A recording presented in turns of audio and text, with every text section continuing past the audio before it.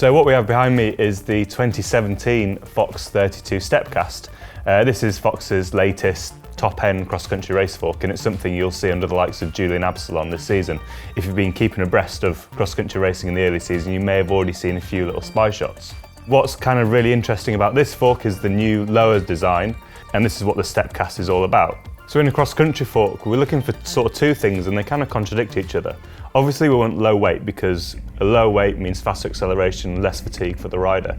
But what we also want is good control of the fork for, increasingly technical cross-country courses. So these two different ideals do compete.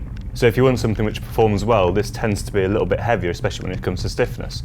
So the 32 Stepcast has these new lowers, which is kind of designed to get away from this. What you can see is that you have the traditional uppers which go down, and then the stepped in lowers at the bottom of it, which is where the axle's located, to give extra room. So in order for Fox to have built what's actually a really lightweight fork, they've narrowed the whole thing down. So obviously this would usually compromise the ability to run, say, a 100 or a 110 boost hub, because there's only so much width you can take away. And this is why Fox have gone for a stepped version.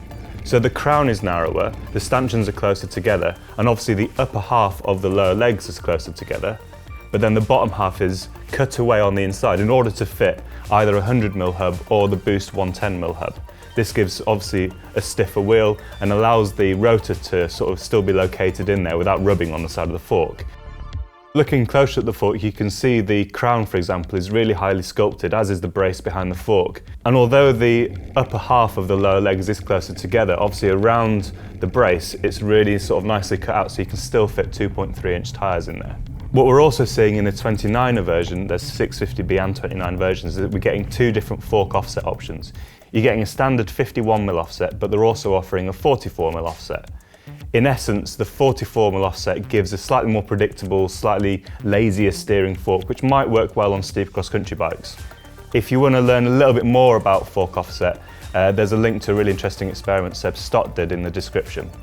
So with this Stepcast design, obviously you can run 100 or 110 boost wheels in there depending on the fork option. In the 650 version you can run up to a 180mm rotor, and in the 29er version you can run up to a 203mm rotor, which is obviously pretty big for what is a lightweight cross-country fork. Speaking of lightweight, Fox 32 Stepcast really is a very lightweight fork. We've got the 100mm travel 29er version, and this came in at 1,378 grams with the Cabolt bolt-through option and an uncut steerer. So this is really competitive. It's about 10% lighter than the previous version, so you can see where the weight savings are coming in. You might be sort of used to Fox's CTD system, the climb, trail, descend, compression adjustment. They've done away with this, but they've replaced it with firm, medium and open. The firm is very firm, it's almost a complete lockout.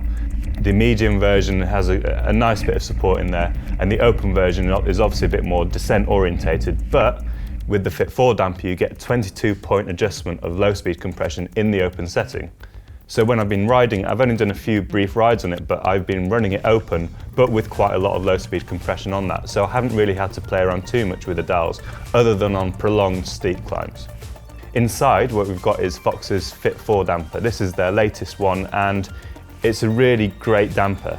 Quite often people have found if you run quite a lot of low speed compression that you end up with a relatively harsh fork, but the Fit 4, at least the latest Fit 4, is actually really nice and supple even if you are running quite a lot of low speed compression. Some people might prefer the bar mounted lockout option, and this still comes with the ability to adjust the open setting.